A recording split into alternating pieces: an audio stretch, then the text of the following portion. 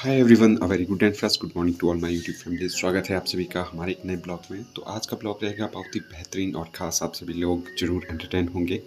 आप सभी लोगों के लिए गया हूँ एक न्यू लोकेशन पर, और जैसे कि आप लोगों की रिक्वेस्ट भी आ रही थी, स्पेशली जो मेरे पंजाबी भाई हैं, तो उन्होंने कहा था मुझे कि जो आपके मंडी में गुरुद्वारा है गुरु गोबिंद साहिब का, तो वो हमें दिखाइएगा।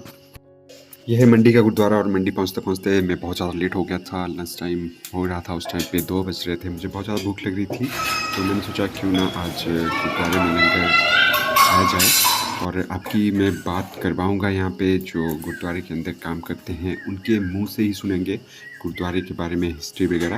और देखिए, ये जो गुरु का गुरुद्वारा है, यहाँ पर 24 घंटे कंटिन्यू लंगर चला ही रहता है। चाहे जितने मर्जी यहाँ पर सेनानी आ जाए, भूखे पेट कोई भी नहीं जाता यहाँ से।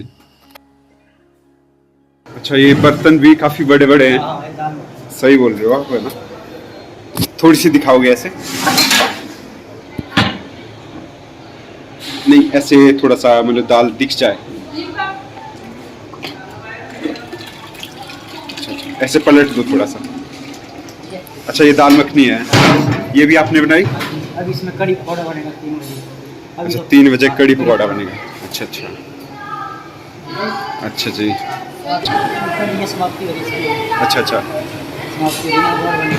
हाँ, आप इस साइड आ जाओगे थोड़ी देर, आपसे कुछ पूछना था मैंने।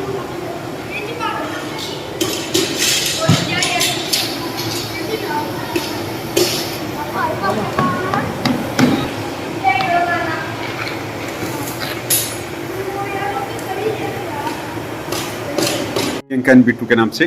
तो मैं डेली मतलब एक सिंगल वीडियो डालता हूँ हिमाचली कल्चर के ऊपर, और काफ़ी नाम सुना हुआ था यहाँ पे मैंने गुरुद्वारा साहिब का। हमारे को भी पंजाब और कनाडा, अमेरिका तक के मैसेज आते थे कि जब आप मंडी में जाओगे तो इस गुरुद्वारा को भी दिखाइएगा, और साथ के साथ मतलब जो गुरुद्वारा के अंदर काम करते हैं उनसे पूछिएगा कि गुरुद्वारा के बारे में थोड़ा सा इन्फॉर्मेशन दे हमें। तो आप जैसे यहाँ पे लांगरी हो या किचन आप ही संभालते हो, है ना?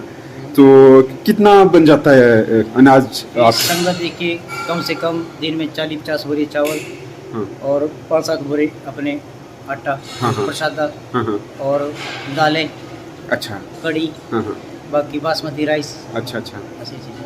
ठीक है।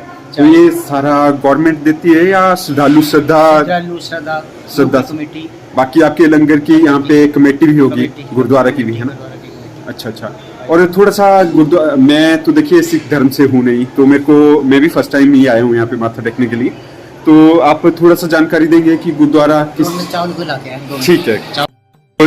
ये जो आपका सिख धर्म है, ना ओनली हमारे इंडिया में, बाकी देश विदेश मतलब कनाडा, अमेरिका, यूके, हर जगह पे फैला हुआ है, पूरे वर्ल्ड वाइड में फैला हुआ है। और मैं भी काफ़ी रिस्पेक्ट करता हूँ इस धर्म का। मैंने देखा, आज मैंने खुद मतलब लंगर चखा, यहाँ पे आके देखा, बहुत ज़्यादा शांति मिली मुझे। तो आप बताएंगे कि ये गुरुद्वारा कौन से गुरु गोविंद सिंह जी का है ना? तो थोड़ा सा जानकारी दीजिए हमारे दर्शकों को।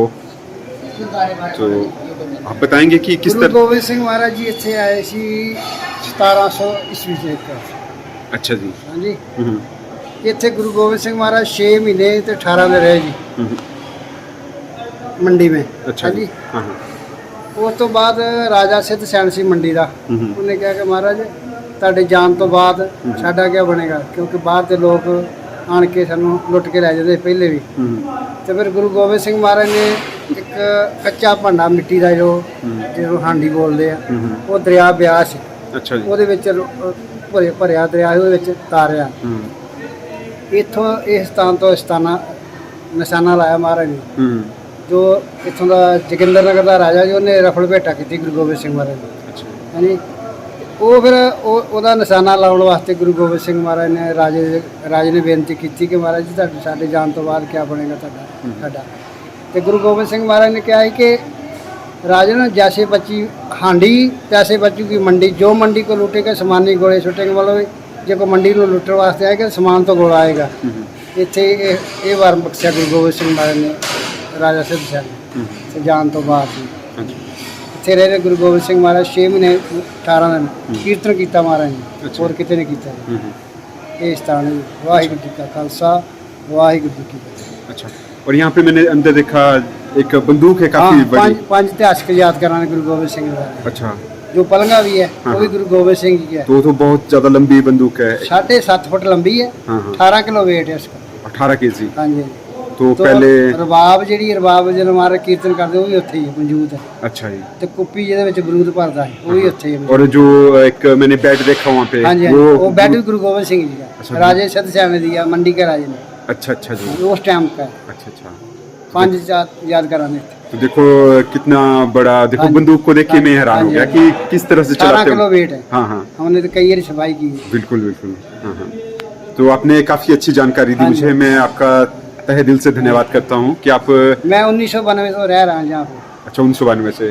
वैसे कहाँ से हैं आप बेसिकली? इच्छा अम्बरसर जिला नहीं, अच्छा तो यहाँ ये सेवा चलती जाती है। अच्छा। 1982 में सेवा चली ना, अच्छा जी। 1982 तो बाद थोड़ा देर बाद ही फिर यहाँ आ गए। सारी कार सेवा जी बाबा जी ने कराई अनंदपुर साहब। अच्छा अच्छा। तो बाबा जी की मेहर है, देखो आप अपने उनको अब वहाँ से संगतां- आके यहाँ पे। संगतां ने कृपा कर दी है। अच्छा अच्छा और लवी लंगर 24 घंटे चल रहा है। अच्छा। हाँ लंगर, हाँ 24 घंटे। दिन हाँ। पर रात जब भी कोई आऊगा उसको लंगर। अच्छा अच्छा। तो काफ़ी अच्छा लगा मुझे मैं आपके साथ बात। 1992 तो लंगर की सेवा संभाल रही हूँ। अच्छा जी। अच्छा काफ़ी अच्छा लगा, आपने इतनी अच्छी जानकारी दी और बहुत बहुत धन्यवाद आपका। तो लास्ट में मैं आपका नाम जान सकता हूँ सर? बलविंदर सिंह जी। बलविंदर सिंह। ये तो हेड मेरी बात लांगरी। हुई बलविंदर सिंह जी से, इन्होंने जानकारी दी, तो बहुत बहुत धन्यवाद। तो ये तो हुई यहाँ पर बात एक कर्मचारी की जो गुरुद्वारे के अंदर काम करते हैं। अब मैं आप लोगों को लोकेशन बता देता हूँ इस गुरुद्वारे की। तो इसकी लोकेशन है मनाली चंडीगढ़ नेशनल हाईवे 21 है। तो ब्यास नदी के किनारे पर इसका निर्माण करवाया गया है और देखने में मेरे को तो बहुत ही प्यारा लगा, बहुत सुंदर और अट्रैक्टिव लगा मेरे को ये गुरुद्वारा।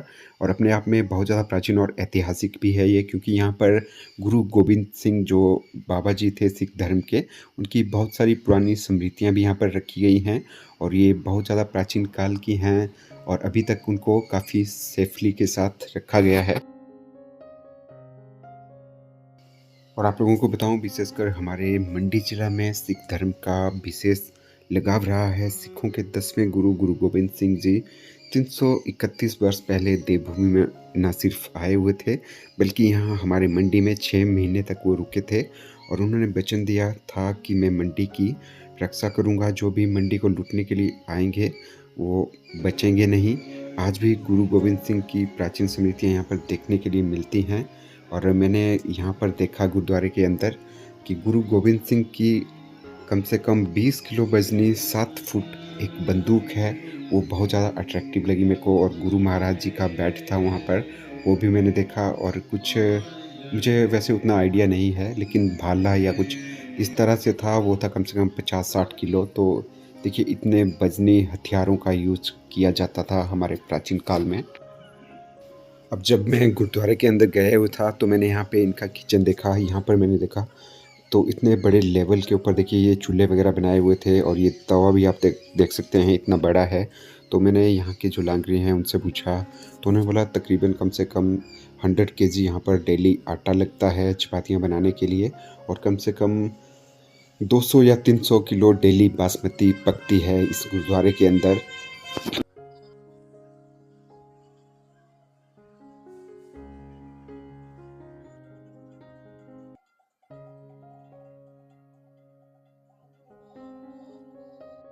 बाहर से ही गुरुद्वारा इतना ज़्यादा खूबसूरत लग रहा था मेरे को।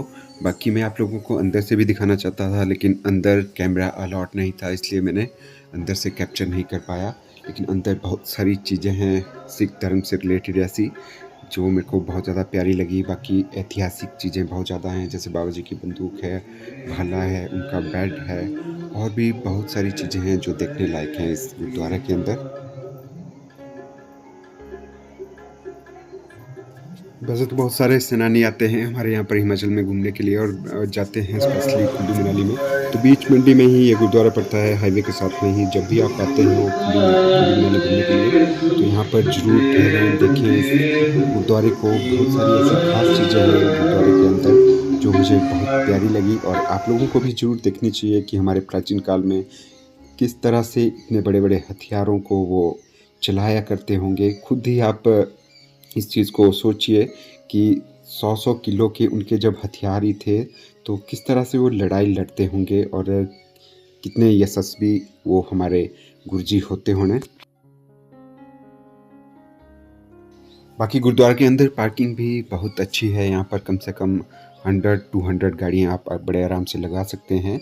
तो ये था हमारा एक ख़ास ब्लॉग आज मंडी गुरुद्वारा के ऊपर। कैसा लगा आप लोगों को ज़रूर हमें बताइएगा।